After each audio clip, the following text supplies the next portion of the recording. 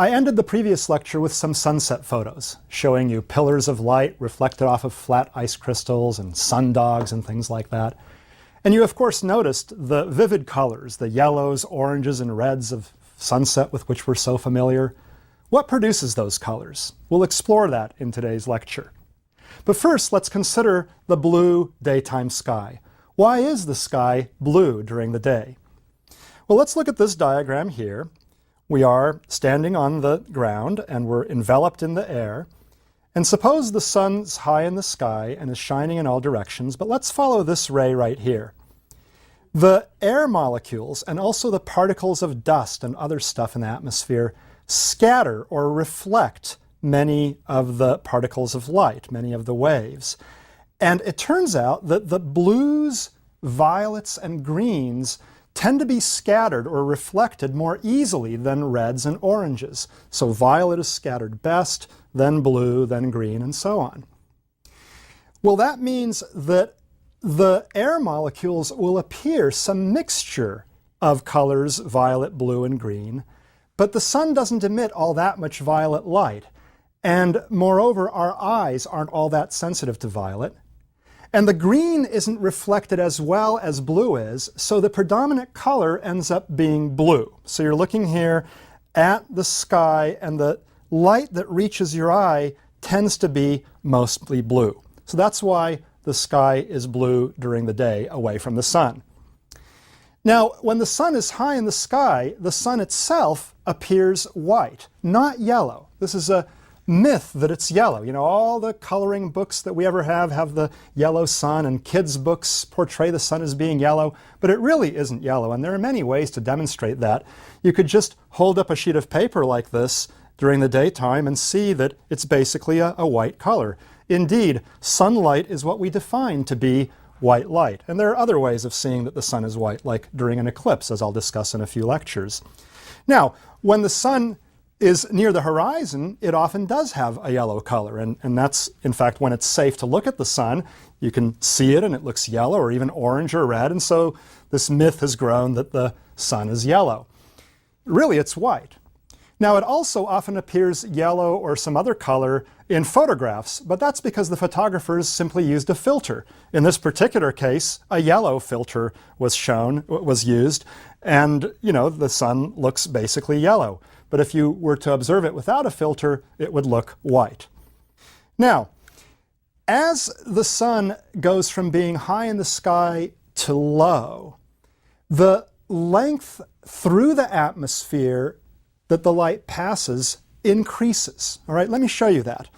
Here we are standing on Earth, and the Earth is a big sphere, and the atmosphere is pretty thin above us, so you can consider the atmosphere, to a good first approximation, to just be this rectangular box on this screen. All right? When the sun is high in the sky, way up off the screen, of course, it's very far away, 93 million miles away, it passes through a certain amount of atmosphere. When the sun is tilted, that is closer to the horizon, you can see that the path length through the atmosphere is greater than when the sun was nearly overhead.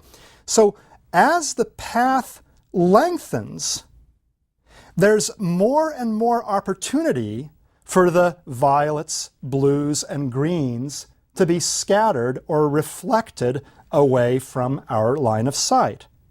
And that means that the beam of light that filters through gets progressively more yellow, orange, and red, because you are selectively filtering out the violets, blues, and greens as the sun's light is traversing progressively more of the atmosphere. So what's left are the oranges, yellows, and reds. So as the sun gets lower and lower, that is closer and closer to the horizon, and it passes through more atmosphere, more of the blues and greens get scattered. More of the blues and greens also get absorbed. That is, there's dust and smog and smoke and particulate matter in the atmosphere that tends to absorb the blues and greens more than the oranges and the reds. And that, too, contributes to the ever-reddening color of the sun as it is setting. So let me illustrate that with a little diagram here. which shows incoming sunlight interacting with Earth's atmosphere, and the extent of that atmosphere is greatly exaggerated in this diagram. And I will show what happens when you increase the amount of dust and particles and other things that are able to reflect the light.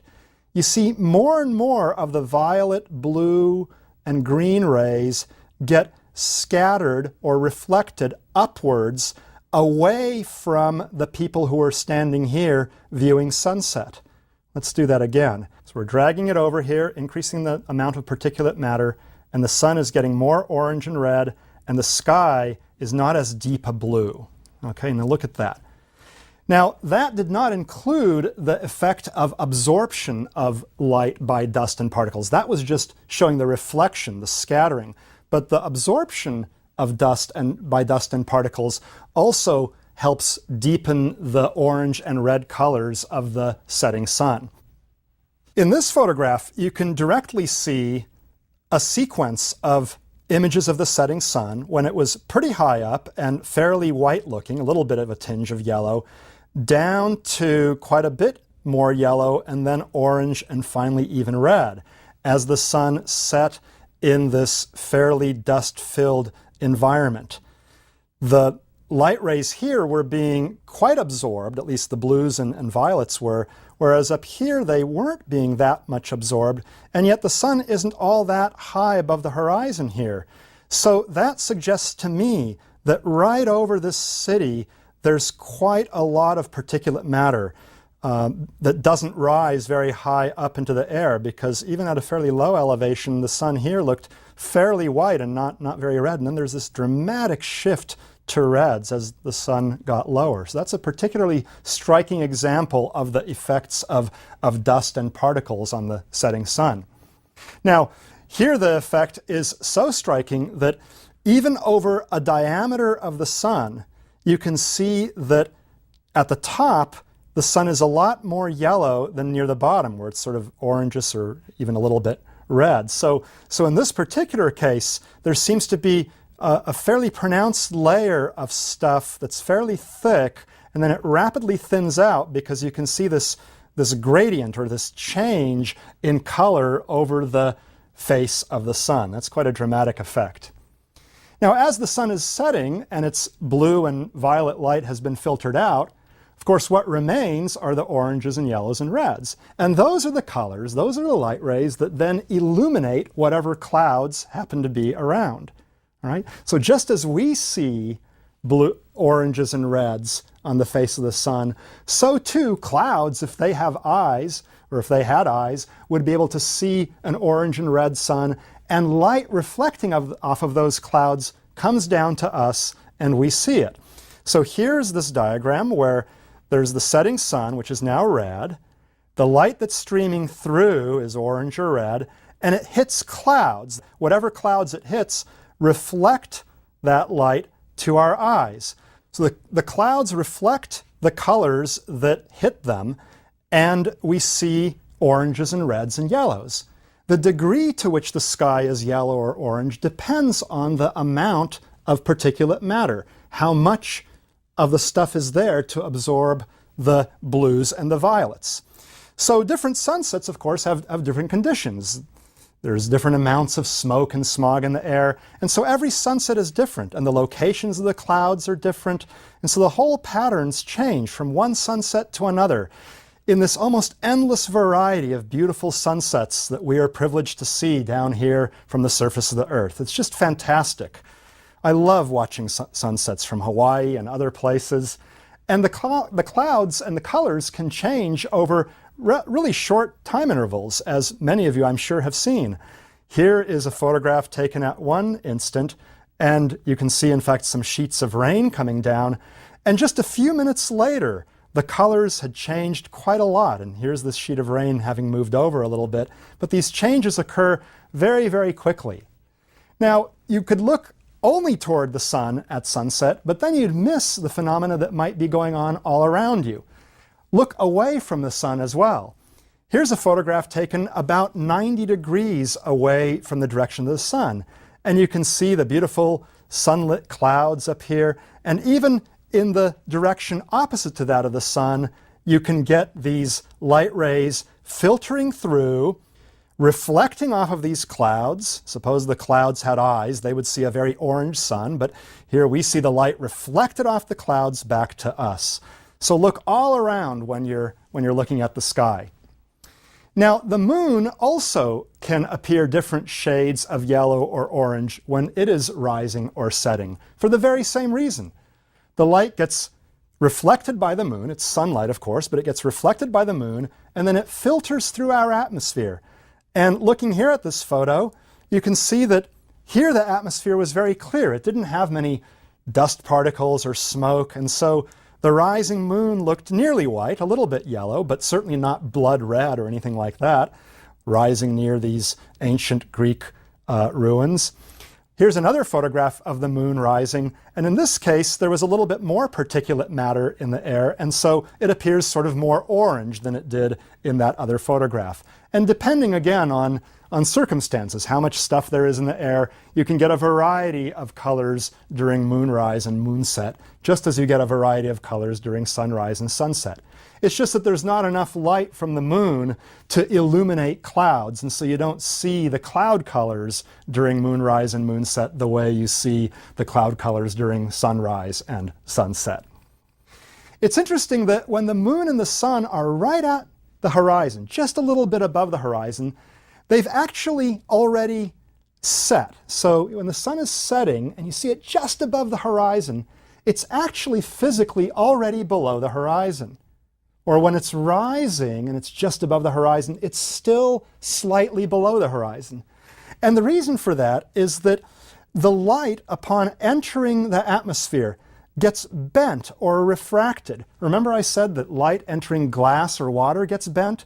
Well, it gets bent ever so slightly when it enters air, because air is not a vacuum, it's not nothingness.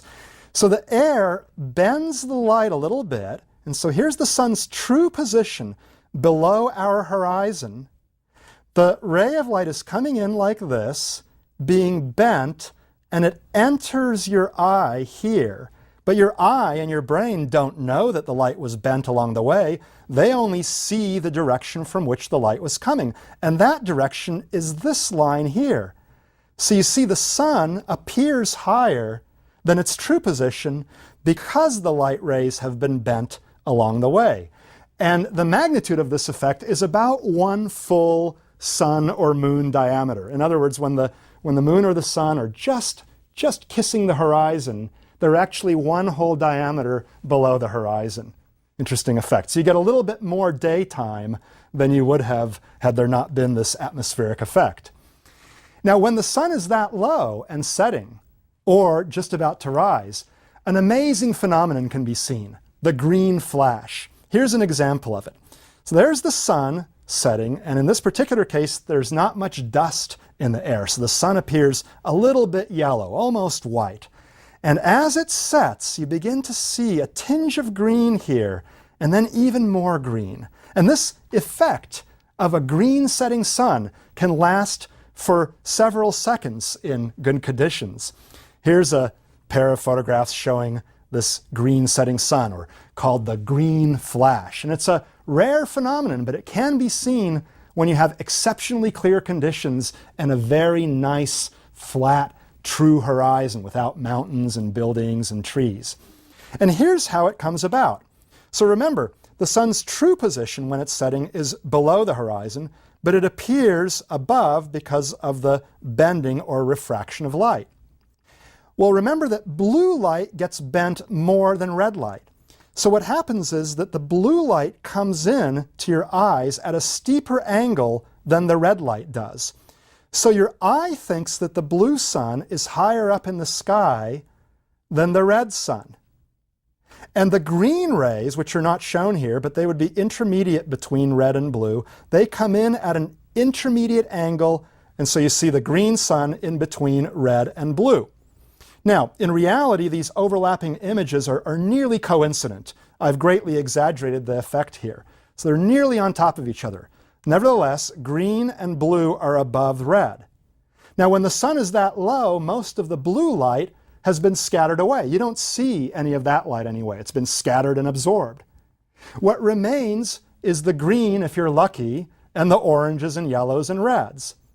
So what's happening is that as the sun sets, all these overlapping images are nearly coincident, but a little button of green light appears at the very top because all the others have overlapped. And there should be a little button of blue light at the very top, but the blue gets easily absorbed and scattered, so you don't see that. So as the sun sets, the last bit to set is this little green part here, and that's the green flash, or at least in principle it should be. If the story were this simple, here's what we would see. You'd have the setting sun, setting below, in this case, the blue horizon, and there's a little bit of a green tinge at the top, and it would just go boom, and there'd be a little bit of green there, but really not much. Let's do that again. Boy, it sure doesn't last long. There's a little green tinge up here, see that? And that's the last part to go down, so you would see it right there, a bit of green. But boy, that's a pretty fleeting effect. You know, that didn't last very long. You'd never notice the green flash if that were all there is to it. So there's got to be something more. And it turns out that the extra factor is mirages. The sun's light gets miraged. Let me explain what I mean. Here's a sequence of photographs of the setting sun. And you can see it's highly distorted by different amounts of bending by different layers in the atmosphere. Layers having different temperatures and different densities and stuff. So here's a bit of the sun broken off, and here it's all distorted. And then you're looking at the top of the sun here, and it's almost like the top is breaking off. Look at that, part of the sun broke off. Holy cow, what happened there? Well, you know, a physical part of the sun didn't break off. You know, the sun didn't bifurcate into two or anything like that. What happened is there was a mirage. And under exceptional circumstances, the top part of the mirage can be this green button, this green top of the sun that gets lifted above the rest of it, causing it to be visible for a slightly longer amount of time than you would otherwise have predicted. So let's consider the two main kinds of mirages. The first is called the inferior mirage. That's what happens when you have hot ground heating up the air just above it with a cool, denser layer of air above that. In that case, an incoming light ray gets bent toward the denser, cooler air. So it gets bent in this direction, sort of concave up. And it enters your eye like so. Now your eye and your brain don't know that it was bent. All they know is the direction along which the light entered your eye. So your eye thinks that the light came from over here. And what you see is an image of the blue sky. And that's what forms the familiar lake or ocean mirage that wanderers in the desert, you know, they see this lake in front of them and they go, an oasis, we've been saved, you know. Well, unfortunately for them, it's just a mirage. And as they get closer and closer to it, the thing remains at the same distance because it's just an illusion. It's a mirage. All right? There's another type of mirage called the superior mirage, and that happens when you have cold, dense air near the ground, or near the ocean is often the case, with hotter, less dense air above. In that case, if you have an object down here, light rays will get bent like this, causing the eye to see the object as being higher than its true position on Earth or above the Earth. And the rays that start from higher up are bent less than the rays that start from lower down because there's this change in the density of the air. The coldest, densest air, the kind that can cause the most bending, is closest to the ocean. And if the light ray starts from well above that, it doesn't get bent as much. So that light ray doesn't enter your eye at as steep an angle. So what you get is an inverted image of your object. It's a fantastic phenomenon. Here's an example of it. Here's this ship on the ocean, and you can see the true image of the ship, but also the inverted mirage image. Look at that. The bottom of the ship is now at the top. It's incredible. In fact, here's an actual video taken by Pekka Parviainen in Finland of a ship cruising by, and it's like a double-decker. It's fantastic. There's the image of the ship as it would normally appear, but then there are rays of light that get refracted or bent like this, causing an inverted image of the same ship above the other image. And the top of the ship is above this layer of cold and dense air, and so it didn't get miraged at all. So that's really a fantastic thing. Mirages are fun to look for, okay? So now let's apply what we know about mirages to the setting sun and see how it helps make a more enhanced green flash. Here is the sun setting with this refraction taken into account and the mirages taken into account. So notice how the sun got distorted on its way down, and now a little bit gets lifted up and causes and hovers above the horizon for a longer time than would have been the case had there been no mirage. You can tell there are mirages going on because the sun is all distorted. So now the top of the sun breaks off, and it's that green piece of the sun that hovers above the horizon for an extra few seconds, allowing you to see the green flash. Here's another animation showing a different temperature and density structure in the atmosphere of the Earth. So now the mirages that you see differ in detail from the ones in the previous animation, and still you can see that there's a bit of the sun hovering above the horizon, detached from the rest of the sun, and that part of the sun is that little green button that I was talking about, enhanced a little bit. Look at that, boom, it looked green. So here's an actual video, again taken by Pekka Parviainen, of the setting sun in real time. And you can see that the different layers of air in the atmosphere have tremendously distorted the shape of the sun. But the basic idea is that a little part near the top gets detached, and that detached part is that little green button that I showed you in the diagram, and then it fades away.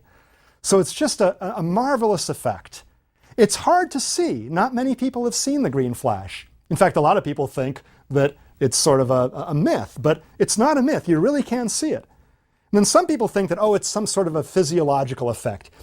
The sun is red at sunset, and if you look away from the sun, the complementary color is green, so that's what you see. Well, yes, that is what you see if you stare at a red sun and then look away, but that's not the cause of the green flash. You really can see the green flash for real if you have proper conditions. In fact, if conditions are really good and the sky is exceptionally clear and you don't have much dust in the air, then you can even see a blue flash. So here's a sequence of 4 images of the sun as it's getting lower and lower, and you can see in that last image the sun actually looks blue, not green. And that's because this image was taken when the atmosphere was so clear that there was very little particulate matter absorbing the blue rays. So in that case, there was a tiny fraction of the sun that looked blue. At the very top of the green image, you could actually see the blue image, and that was the last one to disappear. Now you can see this really well sometimes during sunrise, because during the course of the night, a lot of the particles settled out of the atmosphere and things kind of became stable, and all the junk that normally fills the atmosphere during the day got filtered out. So I've seen one blue flash at sunrise, and it was a marvelous experience. By the way, if you observe the green flash at sunrise, you know that it's not a physiological effect because the first bit of the sun that you see is the blue or green part. It couldn't have been a physiological afterglow of having seen a previously red sunset. Okay, well, when should you look for the green flash? It's of paramount importance to have a very nice, true low horizon. No mountains, no trees, no buildings, because those sorts of objects form a false horizon. When something is setting on top of a building, it's not really setting below the Earth's surface. It's just a false horizon. So you don't get much bending of light and you don't get the green flash. You also need conditions to be very clear. Very few clouds at the position of the sun, of course, and very little particulate matter, not much dust and smog, okay? that's when you see the green flash. So you don't want to be looking at the sun when it looks deep orange or blood red like this, because all the blues and greens have been filtered out. Even the yellows have been filtered out. You want to look at the sun when it looks yellow or white. That means there's not many particles in the sky. And part of the sun can be blocked as long as the part above the horizon is clear. Then you can see a green flash just as it's setting. When you're monitoring the sun just before sunset, be very careful. Don't stare at the sun. Never stare at the sun, especially when it's high in the sky. But it's better not to stare at it even when it's pretty low, because it can burn your eyes, okay? Maybe take a glance at it every once in a while. Every 10 or 20 seconds, glance at it to make sure that you haven't missed sunset, and then look away. That'll also help save your eyes. Your eyes get desensitized if you stare at the sun, and then you won't see the green flashes easily. Or you could take a piece of filtered glass like this and look at the sun every once in a while. This is shade 14 welder's glass. You can get it in welding stores. And if you look at the sun through this, that is a safe way of monitoring its progress. And then maybe 10 seconds or so before sunset itself, then you can start looking at the sun more continuously and looking for the green flash. Okay, well, another phenomenon that you see around the time of sunset is called sun rays, or Buddha's rays, or crepuscular rays. And here's an example.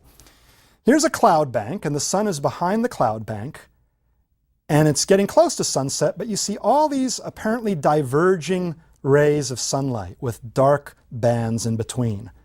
Here they're pointing down, but you can also have the sun below the clouds, and these diverging rays basically point up. So the sun is right down there somewhere. These are called sun rays, or crepuscular rays. Crepuscular means twilight, or like twilight, dim and hazy. The rays are seen most easily around twilight, when the atmosphere is becoming pretty dark already, because there's not much sunlight hitting the atmosphere. So the sky is getting pretty dark, but along some directions, sunlight hits the atmosphere. Those directions that are not blocked by clouds are still being hit by the sun. If there are clouds in the way, well, those clouds produce shadows. So some parts of the atmosphere are in the shadow of the clouds. Other parts are still being illuminated by the sun. And the contrast is what forms these rays. They appear to fan out because the rays are coming in nearly parallel. They only appear to be fanning out because of a perspective effect, the vanishing point. Okay, this is something very familiar if you look at sunlight streaming through a forest filled with smoke from campfires. Here it is, and the light rays are coming in intrinsically parallel, but they appear to fan out, diverge from the sun because of this perspective effect, the vanishing point. And you can see this very nicely if you look in a hallway like this and see all the intrinsically parallel edges of the roof or the sidewalk here converging at a distance. Another example, of course, is if you're on railroad tracks. They converge if you look far away. So here we see these sun rays apparently diverging from their convergence point, but really they're coming in parallel into the Earth's atmosphere, and they only appear to diverge because of this perspective effect. Now you can see the sun rays even when the sun is very close to or even below the horizon. If you have clouds near the horizon and the sun is below them, then some of the clouds block the rays, and so you get a shadow. Other places where there are gaps between the clouds allow the sun's rays to hit this darkening sky. And so you get this effect of the rays fanning out from a hidden sun because of the shadowing effect of the clouds. And here it's kind of a bit hard to see, but very faintly you can see these sun rays fanning out from below the horizon. The sun's actually below the horizon, and there must be clouds below the horizon that are blocking selectively some paths and allowing other sun rays to filter through. And so that's a beautiful effect. Now, In some cases, you can even see rays on the opposite side of the sky. These are called the antisolar crepuscular rays, and they are just the rays that you would see in the opposite direction to the sun. So just turn around and look at the place opposite sunset, and you will see these rays converging. They converge for the very same reason that if you're standing on a railroad track and look in one direction, the railroad track converges to a vanishing point.